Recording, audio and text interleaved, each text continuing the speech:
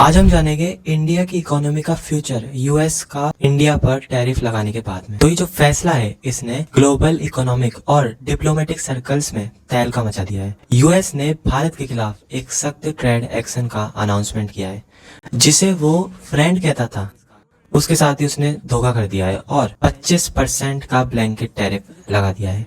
जहां तक पूरे इंडियन इकोनॉमी की क्रैश होने का सवाल है तो वो तो संभव है नहीं, क्योंकि ये जो टैरिफ है ये इंडो यूएस टाइज पर पिछले कई दशकों का सबसे बड़ा इकोनॉमिक झटका बन गए हैं। रिस्क किसी मैक्रो इकोनॉमिक कॉलेप्स का नहीं, लेकिन भारत के एक्सपोर्ट सेक्टर्स जो मैन्युफैक्चरिंग और एमएसएमईज की बैकबोन है। ट्रंप एडमिनिस्ट्रेशन का कहना है कि ये कदम दो बड़े इशूज पर बेस्ड है, इकोनॉमिक लेवल पर और जियोपॉलिटिकल लेवल पर।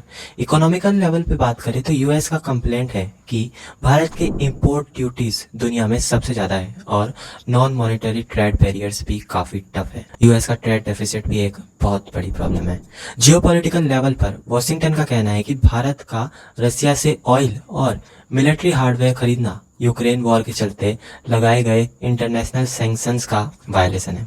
तो सबसे पहले बात करते हैं हम टैरिफ अटैक के ब्रेकडाउन के बारे में। तो जो 25% ब्लैंकेट टैरिफ लगाया गया है यूएस ने, वो 7 अगस्त से स्टार्ट होगा और ये पहले से जो टैरिफ थे उनके ऊपर ये एक्स्ट्रा होगा।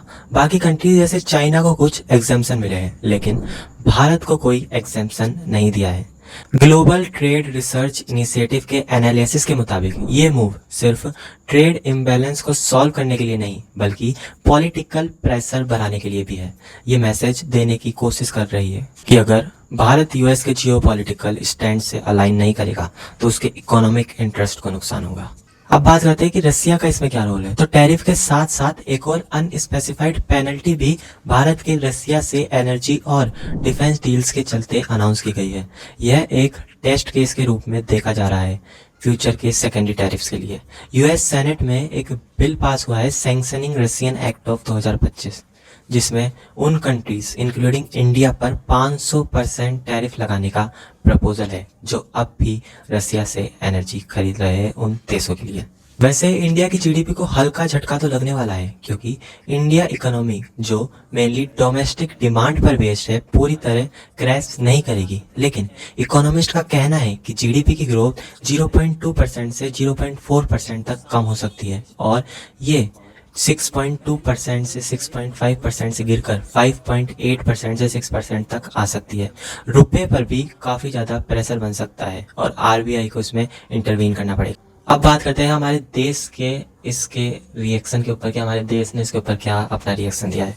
तो जो कॉमर्स मिनिस्टर है पीयूष गोयल, उन्होंने कहा है कि वो इस सिचुएशन को अभी स्टडी कर रहे हैं और अच्छे से रिटेलिएट करेंगे।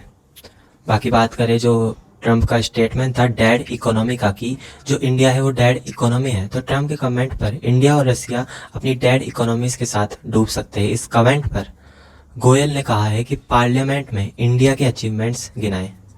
उन्होंने कहा है कि फ्रगल 5 से लेकर वर्ल्ड्स फास्टेस्ट ग्रोइंग इकोनॉमिक तक का सफर है ये 16% ग्लोबल ग्रोथ को। अब बात करते हैं कि इंडिया इसके ऊपर रिटेलिएट कैसे करेगा। तो इंडिया ने सिग्नल दिया है कि इमीडिएट रिटेलिएशन नहीं होगा, बातें जारी रहेंगी और अगले महीने एक और नेगोशिएशन राउंड प्लान किया गया है।